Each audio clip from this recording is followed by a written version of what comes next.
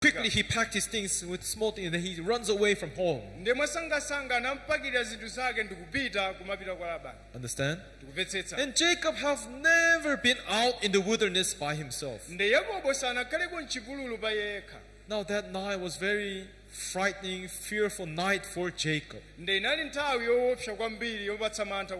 But as he was coming to a certain place, it was dark, late in the night, and he needed energy to move on, so he had to rest this night. So he took himself a stone, made a pillow out of it, he lied down and started to sleep. That night, in his dreams, the heaven windows opened and the ladder came down. And then angels start to descend and ascend to the heavens. When he followed up this ladder all the way up, there he saw God standing there. And then their voice came. And the word which we have read today, your descendants will become like the dust of this world. Right? And you shall, and all your families will be blessed through you.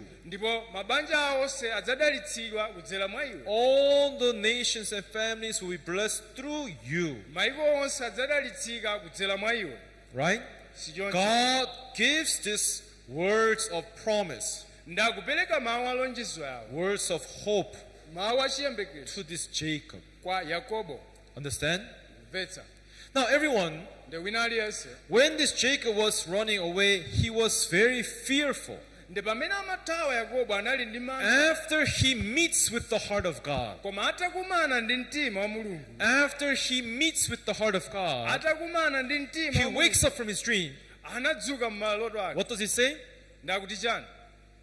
Do you know what he said? First thing he said, surely God is in this place, and I did not know.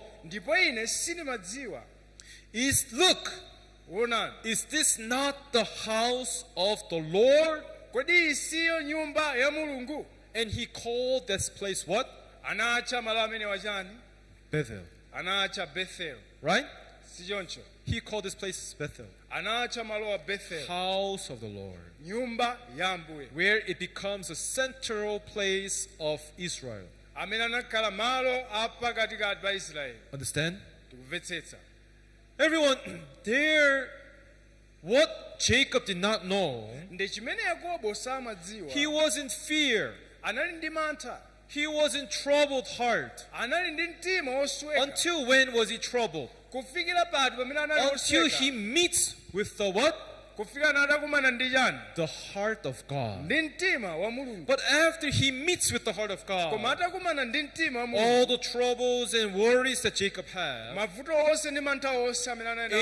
angels will take them before God. And then God will solve those problems and worries that he has, and will send down the favor and mercies and grace of God back to Jacob.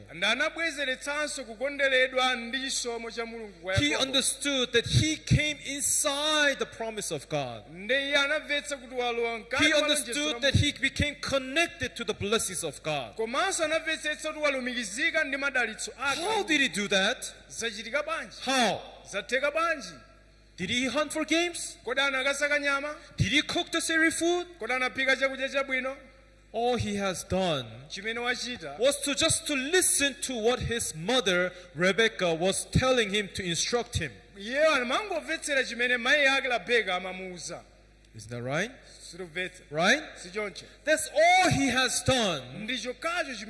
But God said, I will be with you until you return to this land. Wherever you go, I will bless you and I will be with you. You can see God blesses Jacob. For what? For what? For the work he has done? Did he hunt for games? Did he cook the savory food? What great achievement did Jacob achieve that he deserved this? He was weak, lacking, he had nothing, no strength, no power, but yet, how did he get these blessings from God? Everyone, that is because Jacob became connected. Jacob became what? Connected to God. Connected to the will of God. And how did he do that? How did he do such a marvelous work being connected with God? Through his mother. He was told, he was guided, and to be connected with the heart of God. And when he was connected, from that moment, God was with him. God led him. God blessed him. Right away he woke up, took the pillow that he had used, and made a statue. And he there says, surely this is a place where God dwells. I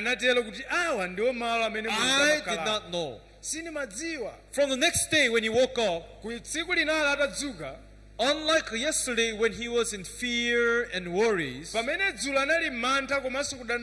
boldly went out. God is with me. God is guiding me. God is blessing me. God will hold me, protect me. He will lead me. Right? He found himself being connected inside the promise of God. Everyone, we call this faith. Understand? Knowing the will of God, being connected in the will of God. So the will of God is what? Like Esau going and hunting for games, cooking the savory food by yourself to serve to you, oh Father, and to be blessed? No. Bible does not say like that. Everyone, everything was prepared by Rebecca to Jacob. Now what we are talking about here today, what church saints must learn. You're not here to be taught what to do. We are here to learn how we can become connected with God. Amen. Amen. We are here to learn how we are connected to Jesus. Everyone, I'm not asking you to do something. The Bible is not asking you to do something. If you're being told to do something, you're being misled right now. Understand? Instead, if you want to learn the true faith, you're in a better position if you realize how weak and lacking I am. But Satan does not allow you to do that. Satan wants to make you to believe that you are strong. Very tempting, right? Because we like being strong. But everyone, you must know one thing. The more strong you try to become, you have to realize that you are becoming more far and further away from the grace of God.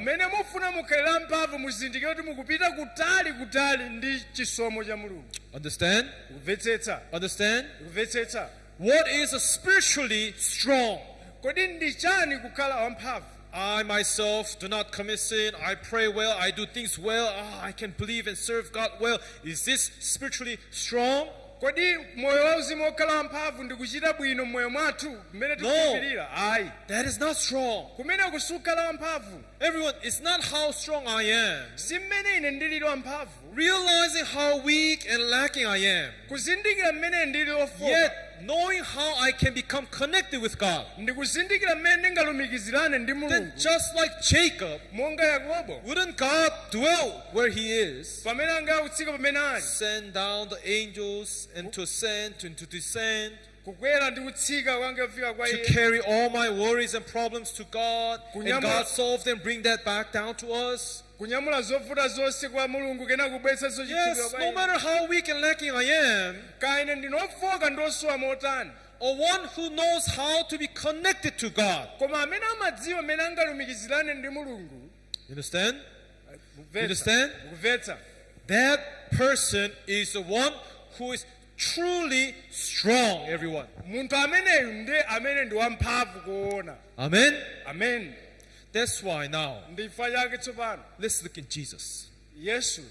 Jesus is the perfect and the greatest example of faith and spiritual life. Isn't that right? Isn't that right? Then we should follow his heart. Do you agree with me?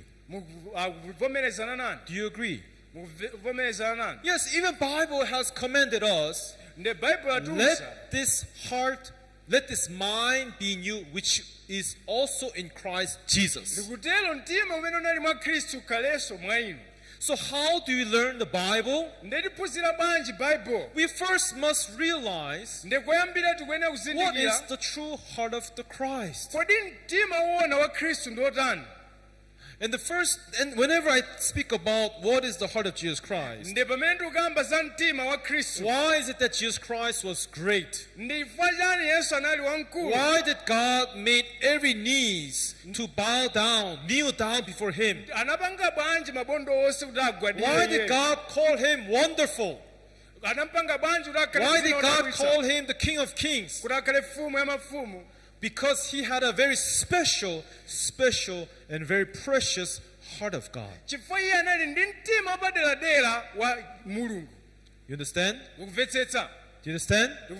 He had a very special and very precious heart of God. What is this heart of God? What is this heart that Jesus has possessed? Everyone, let's look in John chapter 5. Verse 30. Verse 30. John chapter 5 verse 30. Yohane chapter 5 verse 30. Everyone, don't be surprised. That King of Kings, Almighty Son of God, what does he testify to us? Look at the first line. I can of myself do what? I can of myself do nothing. This is not words of a human. This is the words of the Lord, our Christ, Savior, Jesus. How did he confess himself to us? What did he say? I can of myself do nothing. Who said that? Jesus. Yes. Jesus said this. There are Bibles which has words of Jesus and God in red letters. Is there anyone who has such Bible where the words of Jesus is in red letters? This is Jesus' direct word he spoke. I can of myself do what? Do nothing. Everyone, Jesus says he can do nothing. Now, why did he say this? Does it mean that he will not do anything? I am teaching this hard to our brethren. You yourself, you cannot do anything. Does it mean that we don't do anything? Everyone, because we cannot do anything does not mean that you don't do anything. We do something. What is that? Faith. Believe. Connect. To who? To God. Because we are weak, we have to connect to who? To God. Amen. Amen. Everyone, salvation is not myself building up myself to become better and stronger and stronger and stronger, more better and better and better, more hard praying and praying and praying. kukulupira sinkhani yodzipanga neka kukhala amphamvu kupemphera kwambiri machitidwe amphamvu. True faith chikhulupiriro choona requires true repentance. Imafunikira kulapa koona. Understand? Tikumvetsetsa? Do you understand, everyone? Mukumvetsetsa wina So aliyense? before going into the faith, I'm talking about repentance that's under faith. Tisanapita kuchikhulupiriro tikupita kaye kukulapa chimene chili I'm not pansi pa talking about chikhulupiriro. repentance that is under the works. Osati kulapa kumene kuli pansi pa There are ntchito. people who are praying to God, repenting and saying, forgive my sins. Pala anthu ambiri amene akulapa machimo awo kuti Such akhululukire machimo. repentance is a repentance that is under your works. Nde kulapa kumene kuli pansi pa ntchito zako. Understand? Mukumvetsetsa? The repentance that I'm trying to teach you, Nde kulapa kumene ndikuphunzitsani. I'm asking you to repent so that you can become connected to the true faith. Nde ndikupemphera kuti mulape kuti mukhoza kulumikizika ndi chikhulupiriro choona. So this repentance is Kulapa to koona realize how weak and lacking we are. ndikuzindikira mmene ndilofoka ndi And Bible osowekera. says that God has made us to become weak, Nde Baibulo kuti Mulungu atipanga kuti tikhale and that we ofoka. cannot do anything by ourselves. Ndipo sitingachite kena kalikonse pa ife tokha. But why people are trying to become strong? Ndifa chani anthu afuna akhala mphamvu. Why people are trying to outwardly become faithful Ndifa chani afuna akhale kunja through their wokhulupirira. works, through their deeds? kudzera mu ntchito zawo ndi zochita zawo. Everyone, that is not faith. Ichi si chikhulupiriro. Because you're sitting here listening with the Bible open, you think that is faith? Sichifukwa kuti mwakhala pano kumamvetsera mutatsekula Baibulo If the understanding of the chikhulupiriro. Bible does not come into your heart and connect in your heart, Ngati simumvetsetsa Baibulo kukhala mtima mwathu ndi kulumikizika sitting mtima here 1 mwathu. hour to listen to the word, it's nothing. Kukhala pano 1 hour umamvetsera mawu zopanda ntchito. Isn't that right? Sichoncho. That's why you have to focus Ndifaike tiwene and ntchito understand the word, ndikumvetsetsa mawu. receive this word, Kulandira mawu awo. and be connected with the spiritual understanding and connect to God. Ndikukhala olumikizika ndi kumvetsetsa kwa uzimu. So now, Jesus said, I can of myself do nothing. Nde Yesu akuti paine ndekha sindikhoza kuchita kanthu. Right? Sichoncho. Then we should also confess like this. Nde nafenso tivomereze motero. Because we are weaker than Jesus. Chifukwa ife ndofoka kwambiri kuposera Are we Yesu. better than Jesus? Kodi ife tiliposera Yesu? No. Ayi. Next line says, As Tionesa. I hear, Monga momwe ndimva I judge. ndiweruza. What's first? Choyamba ndi chani? Judging or Kuweruza hearing? kapena kumva. So what do you think is the first step of faith? Nde choyambirira muchikhulupiriro chani? Before you judge, Musanaweruze. you must learn to do what? mufuneka muphunzire kutani? Yes, to listen, to hear. Kumvetsera. But people Koma anthu do not want to listen. safuna They kumvetsera. want to show. Amafuna aonetse. Look at me, I'm going to church. Aona Look at me how I'm praising God. Look at me how I'm praying. Look at me how I'm serving the poor. You see, I'm faithful. You see, I'm righteous. ndinolungama ine. Are you listening or are you trying to show? Kodi mumvetsera kapena mukufuna muonetse? Trying to behave. Mukufuna muchite To zinthu show. kuonetsa. What does this result? Kodi izi zikuthera kuti? You want to boast, in other words. Mufuna mwa njira ina mudzikweze. But true faith, Bible says, inside the true faith, there is no boasting. Nde mukati mwa chikhulupiriro choona kulibe kudzitama kudzikweza. Of course, Zoona. because everything is fulfilled through Jesus. Chifukwa chilichonse chikuchitika ndi Yesu And Khristu. we do nothing. Ife sitikuchita Right? kanthu. Sichoncho. Under this principle of faith, yes, there's no boasting is right. Nde mu ndondomeko ya chikhulupiriro ichi palibe But kuti ife under the tidzikweze. principle where we have to pray hard, we work, we help, and we keep the commandments, we worship and praise God, thinking that this is faith, under this principle of faith, there is boasting. Nde mundondomeko imene ife tikuchitapo kanthu pa ife tokha kupemphera kuyesera kusunga malamulo apa nde tipezapo kudzitama. Is that right? Sichoncho. The Bible says, Nde Bible ikuti in true faith there should be no boasting. muchikhulupiriro choona mulibemo. So this is the right heart we must follow. Nde ndi mtima woona umene tikuyenera kutsata. If you have heard, Ngati mwamva, now you might discover that the word of God and your thoughts and judgment is different. nde mukhoza kupeza kuti mawu a Mulungu ndi mtima wanu zosiyana. Understand? Tikumvetsetsa. At this very moment, Pa nthawi iyi what is faith? chikhulupiriro ndi chani? I told you, connect to Ndinakuwuzani. Jesus. Kulumikizika kwa Yesu Khristu. Right? Sichoncho. What does that mean? Zotanthauza chani? How can you connect to Jesus? Mulumikizika bwanji kwa If Yesu? your thoughts and the way of Jesus is different, how can you connect to Jesus? Ngati maganizo anu ndi njira ya Mulungu zosiyana, mulumikizana bwanji ndi Yesu? Do you ask Jesus, Jesus, I think your way is wrong. You forsake your way, come to me and connect. Kodi mumpempha Yesu la maganizo anu afingi ndi olakwika, tayani maganizo anu bwerani kwa ine mulumikizane ndi anga. Ndi Is this choncho. correct? Kodi ndi zoona izi? Are you more superior than Jesus? Kodi inu ndinu wamkulu posa Yesu? No. Ayi. Then other way around. Nde mwanjira inayo. Very simple. Zophweka. If your thoughts and Jesus' thoughts is different, Ngati maganizo anu ndi a Yesu what should ngosiyana, you do? uchite chani?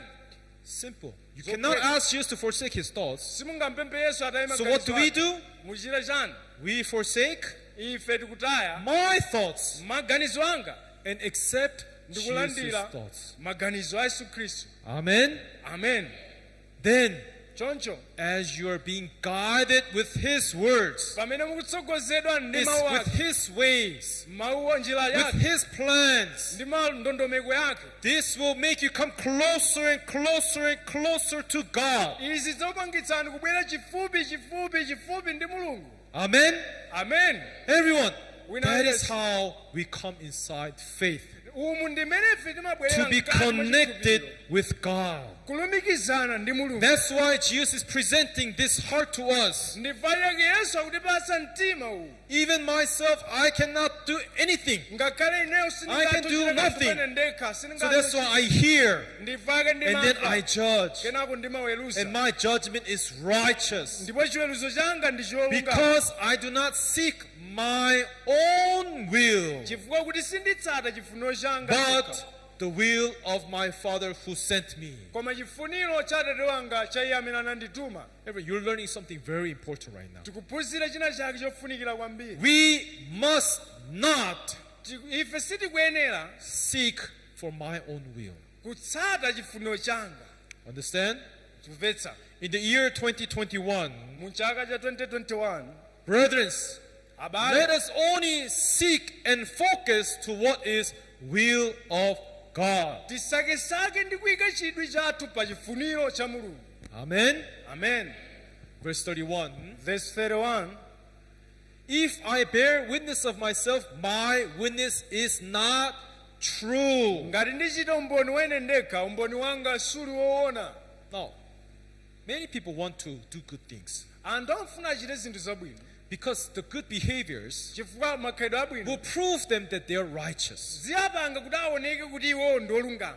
That's why many churches are telling people, do good, be good, keep the commandments. Ndifanaka mipingo ambiri kwauza anthu chitani zabwino sungani But malamulo. Bible has a different understanding, different points of view here. Koma Bible ndi losiyana ndi kaonedwe ka zinthu If motere. I bear witness of myself, I am righteous, I'm good.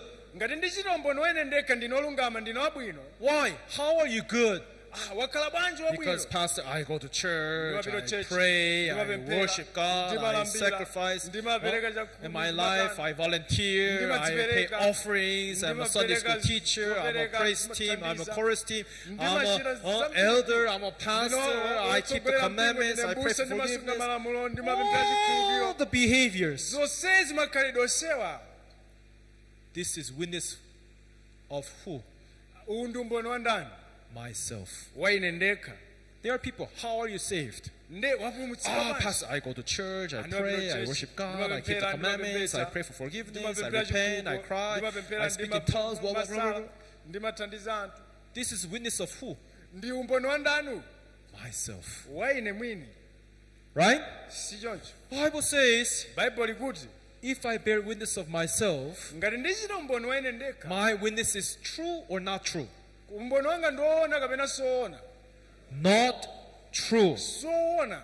So, if you want to say that you're righteous, ngati ufuna muone kuti ndinu you olungama, don't take your own witness and say, I have done A, B, C, D. You see, I'm righteous. This is not true salvation. simutenga umboni wenu nokha nkumanena ndachita abcd nkumanena ndinu olungama. Pastor, I have done this, I have done that, I pray, I confess my sins. You see, so you see how good, faithful I am? I'm muona righteous. mmene ine ndilo khulupirikira ndinu olungama. You do not witness yourself that you're righteous. simuchitira umboni wa inu nokha pa chilungamo chanu.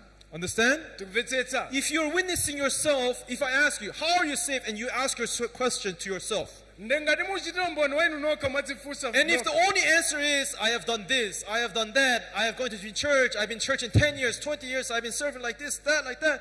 If that is your answer, ngati yankho lanu ndi mmene mwachitira zinthu m'moyo mwanu, sorry to say, you're not in the truth. pepani titero kuti inu simuli munchoonadi. Because those who are inside the truth, chifukwa iwo amene ali you mkati do mwa not choonadi take your own witness to witness yourself, I am in this truth. sadzachitira umboni wa iwo okha wa moyo wawo.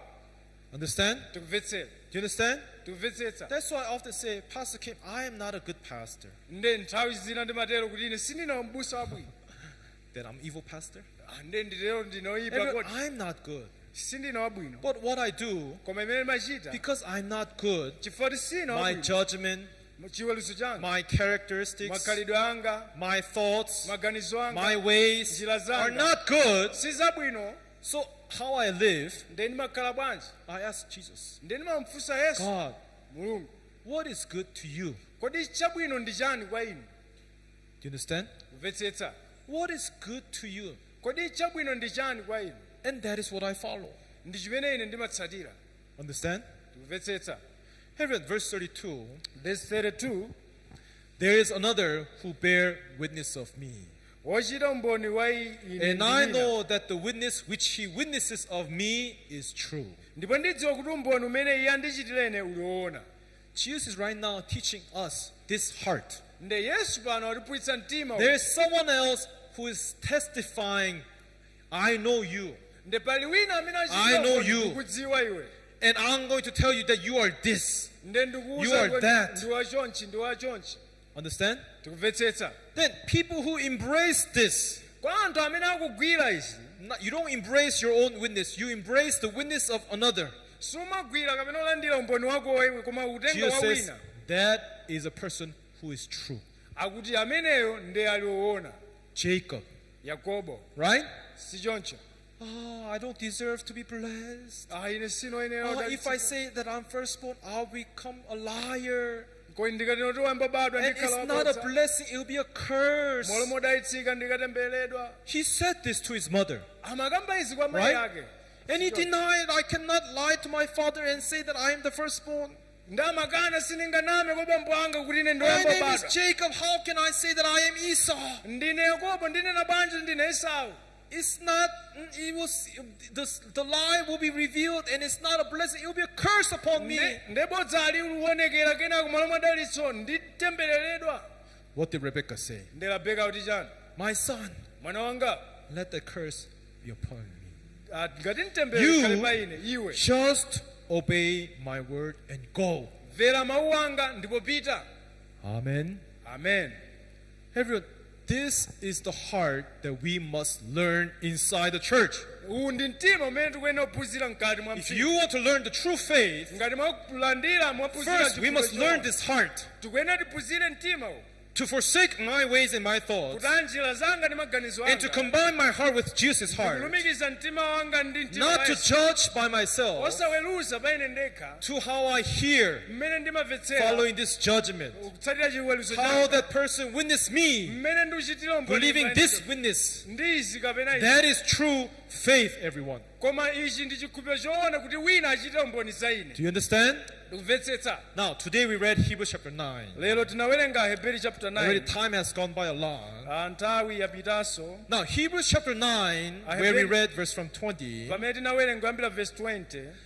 God is commending us. nde mulungu akuchitira umboni kwa This is the blood of the covenant which God has commanded you. undi mwazi wa chipangano umene mulungu anakulamulirani. God is not saying mulungu sakuti you keep the commandments, you do musunge this, malamulo, you do muchite that. ichi, muchite ichi. He's saying, akuti I'm going to command you. ndikufuna ndikulamulireni. This is the blood. uwu ndi wa mwazi. This is what you focus on. uku ndikupeni This muyikepo is what you must see. iku ndikupeni muoneko. Everyone, this word does not change. 2,000 years today, it does not change. mawawa sakusintha zaka 2,000 years later, it will never change. mulungu sadzasintha Because God does not change. chifukwa mulungu iye sasintha. Amen? amen. So this is the blood uwu ndiwo mwazi of the covenant, is promise. wa chipangano kapena So utilonjeza. this is the blood ndi mwazi uwu that will connect us umene utilumikiza in this ife promise of God, just like Jacob was connected. mulonjezo la mulungu monga yakobo walumikizidwa. Next, 21. verse 21. Likewise, ndiponso he sprinkled with the blood both the tabernacle and all the vessels of the ministry. chihema ndi zotengera zonse zotumikiwa anaziwazo momwemo ndi mwazi. Now, you have to focus to this blood. tike maganizo 22. athu pa mwazi. 22. And according to the law, almost all things are purified with blood, and without shedding of blood, there is no remission. ndipo monga mwachilamulo zitsala zinthu pang'ono zoseretsedwa ndi mwazi ndipo popanda kukhetsa mwazi kulibe kumasuka. Without shedding of blood, popanda kukhetsa mwazi there is no remission. kulibe kumasuka. What does it good to you for thousands of hours of prayer for forgiveness if there is no blood? kodi chabwino nchani pa mapemphero athu ochuluka ambiri popanda mwazi. Everyone, it's meaningless. zopanda tanthauzo ngakhale It's apemphera meaningless. zopanda tanthauzo. Understand? tikumvetsetsa. That's why God wants to take care of this salvation for us, ndifanike mulungu afuna to give asamalire us the righteousness to us. kutipatsa chilungamo kwa And He wants to give it to us once and forever, eternally. ndafuna atipatse kamodzi kwamuyaya. Now, this is something that we also do not understand. pali chimodzi imene sitimvetsetsa. But to connect to God, we must forsake our thoughts, I said. kulumikizika mtima wathu ndi mulungu tiwene titaye maganizo athu monga nanena. Now, that's why, ndifa chake. verse 23, verse 23. therefore, pomwepo that is why ndifa chake it was necessary padafunika that the copies of things in heaven kuti zifaniziro za zinthu zamwamba should be purified with these, ziyeretsedwe ndi izi. but the heavenly things themselves. koma zamwamba zenizeni. Everyone, Wina our sin tchimo lathu must be purified likuyenera liyeretsedwe with what? ndi chani? Heavenly things ndi zinthu zakumwamba. themselves. zinthu zakumwamba zokha. Our sins tchimo lathu in this world, the sins that we have committed, mu tchimo imene tachita must be purified likuyenera with the liyeretsedwe heavenly things themselves, ndi zinthu zakumwamba with zokha basi. better sacrifice than these. ndi sembe zoposera izi.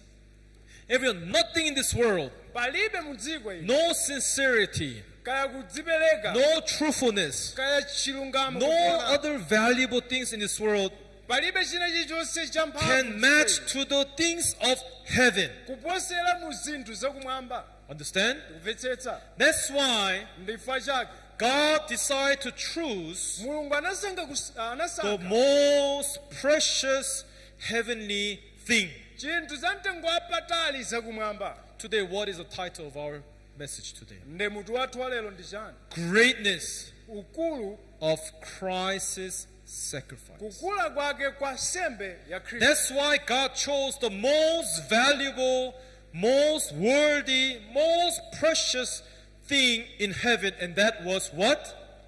nde mulungu anasankha chinthu cha mtengo wapatali chakumwamba chimene ndi chani? Jesus Christ. yesu khristu. That is why ndifa chake God decided to send Jesus Christ down to this world. mulungu asankha kutumiza yesu khristu pa dziko. Because according to the law, the principles of faith, or principles of righteousness, malingana ndi lamulo ndondomeko there za must be chilungamo, a shedding of blood. pakuyenera pakhetsedwe mwazi. You understand? tikumvetsetsa. Because blood proves death. chifukwa mwazi ukuonetsera kuti So pachitika God imfa. has to see death. nde mulungu afuna And aone God imfa. has to see the blood. mulungu afuna aone mwazi. You see, your salvation does not depend on your works or your behaviors. chipulumutso chanu sichitengera mu ntchito zanu It kapena depends khalidwe on lanu. the heavenly thing zikutengera mu the zinthu zakumwamba heavenly material, zinthu zipangizo the zakumwamba heavenly blood. mwazi wakumwamba. Amen. Amen. So only one heavenly thing that has come down to this world. Ndi chinthu chimodzi chokha chakumwamba chimene Only chatsika pa one dziko heavenly lapansi. blood that has been shed for our sins. Mwazi umodzi wokha umene unaukhetsedwa chifukwa cha It's machimo what? athu ndi chani? It is the blood of Jesus Christ. Ndi mwazi wa Yesu Khristu. Very quickly, let's look at one more word. 1 Peter chapter 1, 1 Petro chapter 1 19. verse 19.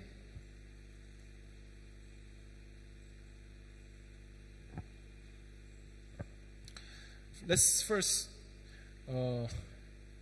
yes. But, Koma everyone, let's read all together. tiwerenge pamodzi 1 Petro chapter 1 verse 19. Sorry, let's see verse 18 first. Tiyambire verse 18. Okay. Knowing that you are not redeemed with corruptible things like silver or gold from the aimless conduct received by tradition from your fathers. Podziwa kuti simunawomboledwa ndi zovunda golide ndi siliva kusiyana nawo makhalidwe anu achabe ochokera kwa makolo anu. You see, Bible does not look at us.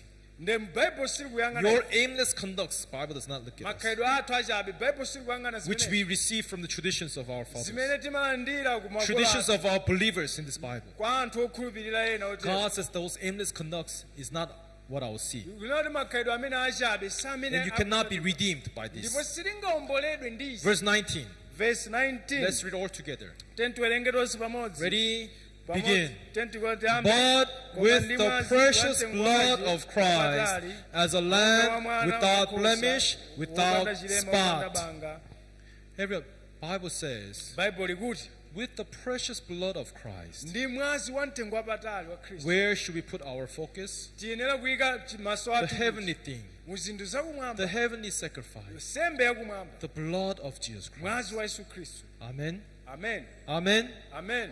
Everyone, this is what we must focus. Uku ndi kumene tikuyenera kuyikapo maso athu. Now, why through Jesus? Chifukwa chani kudzera mwa Yesu Khristu? Everyone, let's skip a bit. Tione apa. Let's see here verse 21. Tione verse 21. Sorry, not 21, 23. Makamaka 23. Verse 23. Verse 23. Bible says, Bible likuti having been born again, ino amene munabadwanso not of corruptible seed, osati ndi mbewu yofeka but incorruptible, koma yosaola through the word of God, which lives and abides forever. mwa mawu a Mulungu amoyo ndi okhalitsa.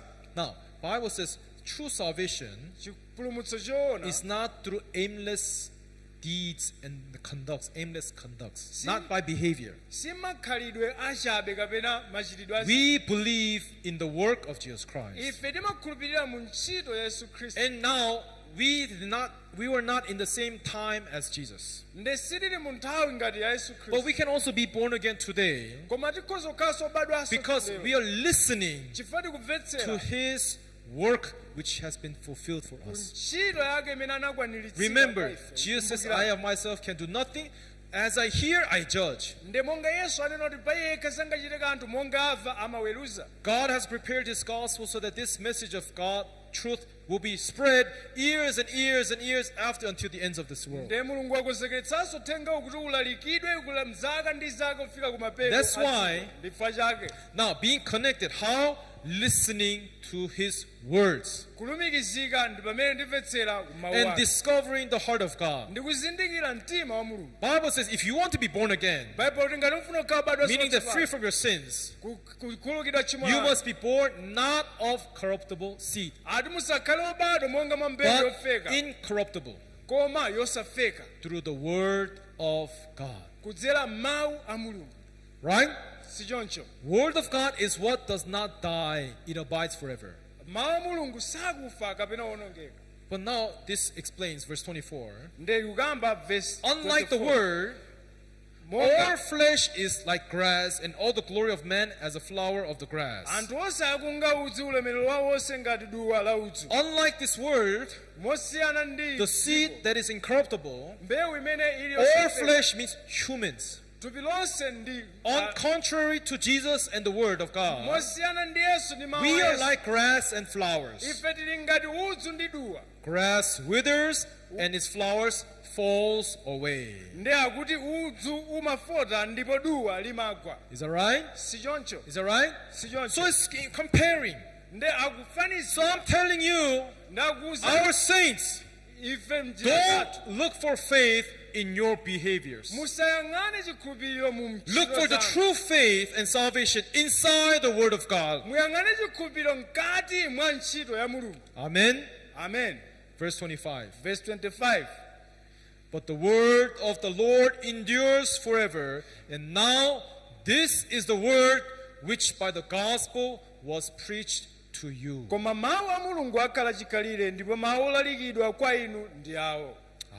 Amen. Amen. Amen. Salvation, is it behavior? It is a word from heaven. A message from God from heaven. Talking about what? Witnessing about the sacrifice of Jesus Christ and His blood. Now next week we're going to talk more deeply about this. How exactly did Jesus Christ die and how did He become the sacrifice for us? But one thing that you must remember, because our behavior is not worthy, God chose the heavenly thing itself, and that was Jesus Christ. God chose the precious blood which is from heaven itself, which is the blood of Jesus Christ, which because this one, it can complete, it can fulfill eternal salvation for us. You understand? Do you understand? That's why it is the greatness of the Jesus sacrifice. Today we want to focus to this Jesus. Through this year, throughout our life, we want to always focus to Jesus. Not us. Not in our behaviors. We must repent. Forsake our ways and thoughts. And possess this mind that is inside Jesus. I can of myself do nothing, like Jesus says. So as I hear, I judge. Therefore my judgment is righteous. How can you become righteous like Jesus? It is those who hear and judge according to the words of God from heaven. Amen. Amen. Then surely God's grace and salvation and His blessings will be connected to you and upon your life.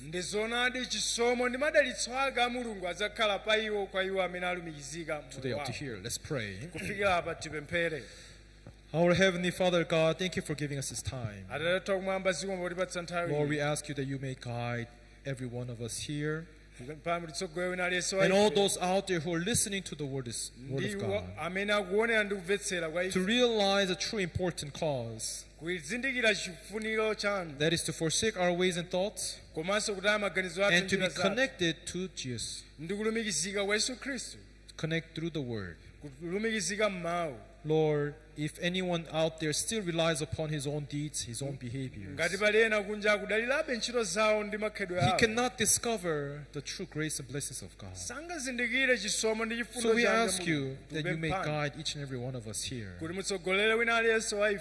realize how precious, how great sacrifice is Jesus Christ for us. And let all our trust and faith and hopes be upon this Jesus. We thank you for giving us this time. May your grace and mercy be upon everyone's head here and to those who are listening to these words. As we begin this year 2021, we put all things into your hands, and we have prayed this in the name of Jesus Christ. Amen. Amen. Thank you. At this time, I would like to